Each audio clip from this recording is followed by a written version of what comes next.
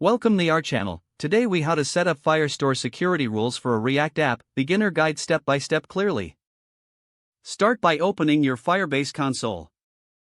Navigate to your project dashboard. In the left sidebar, click on Firestore database. Select the Rules tab at the top.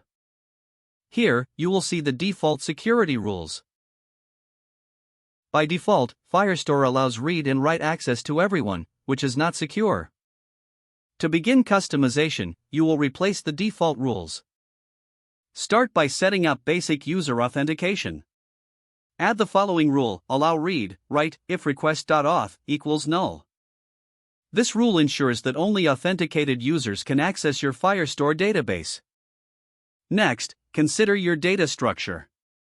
Decide on which collections you want to secure. For example, if you have a collection called posts, you'll add rules specific to that collection. Add rules for your posts collection.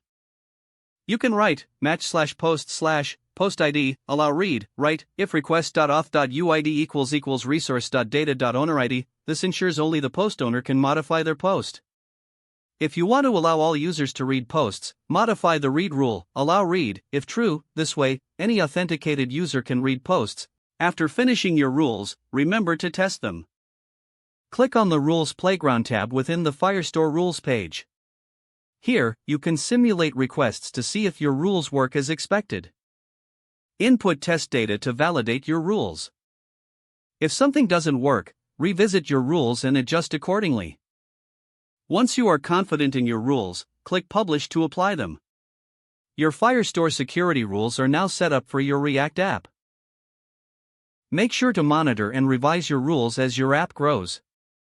If the page does not load, refresh the browser or try again in a private or incognito window. Make sure you are using the correct email address, then retype it carefully to avoid small typos. If your password is not accepted, use the reset option and create a new strong password you can remember. Check your spam folder for verification or security emails, then complete any requested confirmation steps. Enable two-factor authentication if available to improve account security and reduce unauthorized access risk. Don't forget to like this video and subscribe to our channel for more step-by-step tech guides.